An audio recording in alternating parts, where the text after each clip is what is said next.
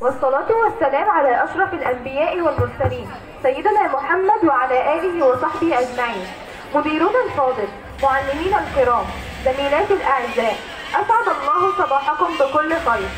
إذاعتنا اليوم ذات طابع مختلف، فهيا بنا نغوص في أعماق التاريخ ونتحدث عن آثار مصر الخالدة، وعلى رأسها المتحف المصري الكبير.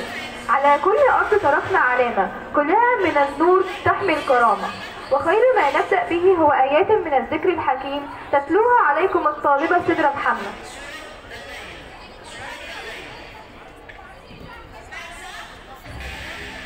أعوذ بالله من الشيطان الرجيم.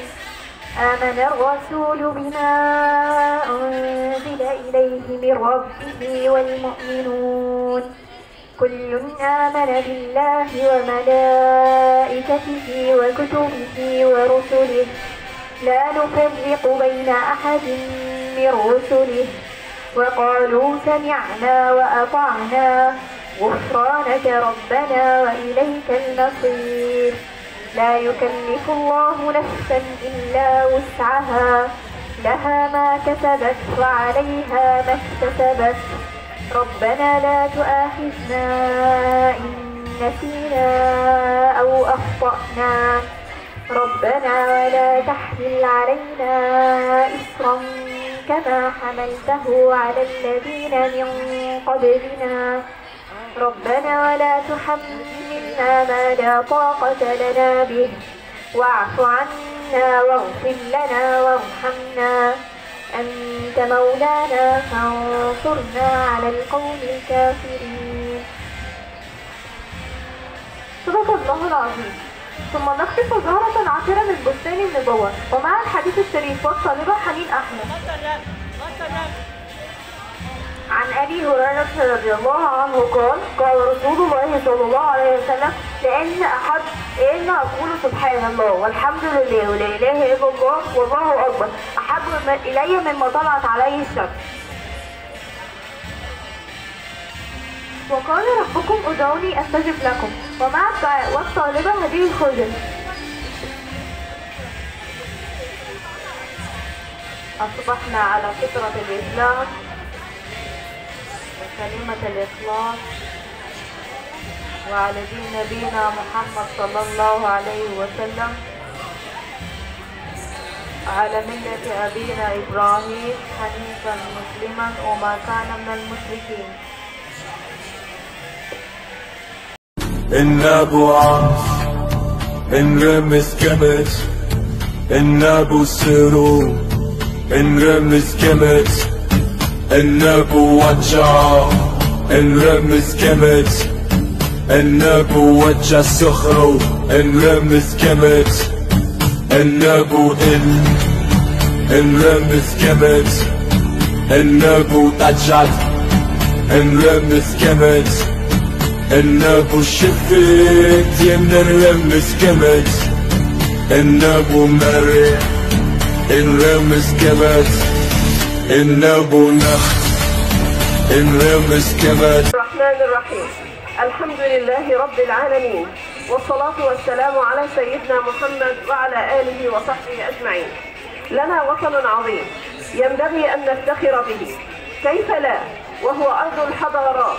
لو لم تكن مصر العريقة موطني لغرست بين ترابها وجداني وسلكت درب الحب مثل طيورها وغدوت زهرا في ربى بستاني. سنتحدث اليوم عن تحفة معمارية عظيمة، إنه المتحف المصري في قلب الجيزة وعلى بعد خطوات من أهرامات مصر الشامخة. يوجد صرح كبير يعيد كتابة التاريخ من جديد.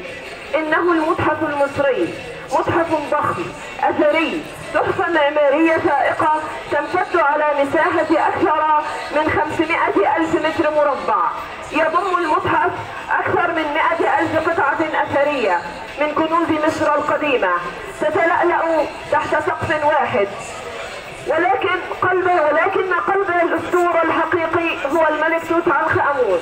مجموعة أسطورية ضخمة تضم 5340 قطعة ذهبية تعرض للمرة الأولى كاملة بعد اكتشاف المقبرة.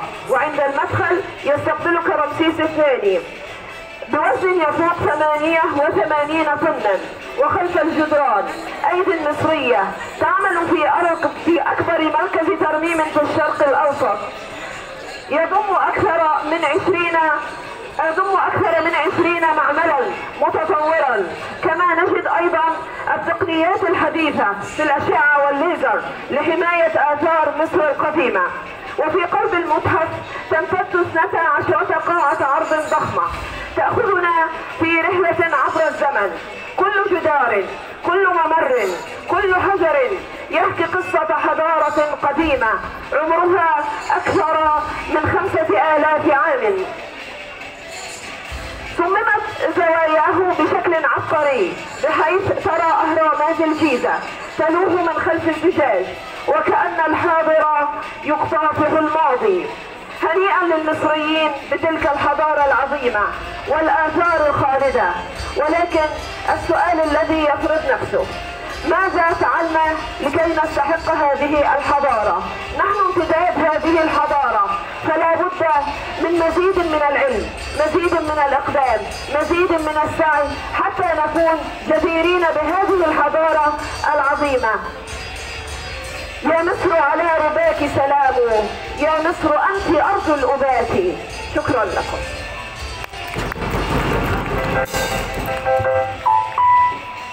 وفي الختام نرجو أن نكون قد أسعدناكم في إذاعتنا المدرسية لهذا اليوم. كانت معكم الطالبة أروى رأفت، والسلام عليكم ورحمة الله وبركاته.